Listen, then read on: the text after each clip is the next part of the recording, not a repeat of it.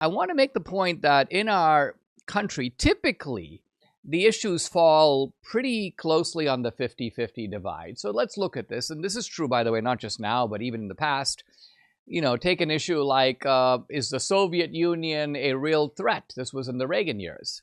About 50% or thereabouts would say yes. The other 50% would say no, we need a nuclear freeze. Should we cut taxes? 50%, probably mostly taxpayers, go, yeah, we should. But a bunch of other people go, oh, no, that's going to endanger domestic programs. 50-50 or thereabouts. Should we outlaw abortion? Yes, says one bunch of people, and no, says basically an equally vociferous bunch of people on the other side. That's roughly a 50-50 issue. And so it goes. That's the norm. Part, I think, of the genius of Trump here was that Trump, by and large, did not go into 50-50 issues. The only area where Trump departed from that norm and probably went into a 50-50 issue, but a 50-50 issue so obscure that most people don't have a well-formed opinion on it, is on the issue of tariffs. Every other issue was 80-20. The border, 80-20. Crime in the cities, 80-20. The idea of eliminating waste and fraud in the government, 80-20. Especially on the enumerated fraud that Trump went into. That was, in a way, my favorite part of the speech. He just began to recite case after case of outrageous spending. And to see the Democrats, I mean, I'll talk about their reaction in a moment, but it was devastating.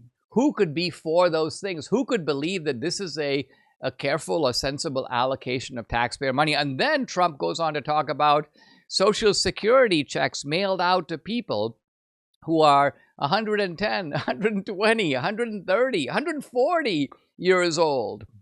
By the way, one person was 300 years old, Debbie reminds me now. Now, Bernie Sanders goes, people who are 140, 150, and 300 years ago, are not receiving Social Security checks. And if you think about that statement literally, it's true. Those people are not receiving Social Security checks because they're dead. Somebody else is receiving their Social Security check and cashing it. I think that's the point. The waste and fraud continues because the check is being mailed out. It's not coming back, which means somebody is putting that money in the bank, even though Mr. So-and-so not only is not with us, but hasn't been with us for some time, if not for generations. Now, after the speech, we have Mr. Bill Kristol, Never Trumper, disseminating an article where he basically says something like, this speech is horrible. Trump's approval ratings are already plummeting, and things are going to get far worse after this speech. And, well, let's just say that Bill couldn't be more wrong, and the writer of that article couldn't be more wrong, because we have right here the verdict. This is from CBS News. The percentage of Americans who approve of the speech, 76%. Disapprove, 23%. So what I said a moment ago, the 80-20 issue, it's almost mirrored in the percentages for and against the speech. Roughly 80 for and roughly 20 against. And I think what we saw in the speech is a lot of very powerful statements, memorable statements that stand out. One of them was in connection with political persecution and, in fact, the criminalization, attempted criminalization of Trump himself. How did that work out for you? At another point, Trump makes the point about the border. The Democrats keep saying, oh, we need new laws. There's nothing we can do about the border until we have new laws. And Trump goes, well, all you needed was a new president. Boom.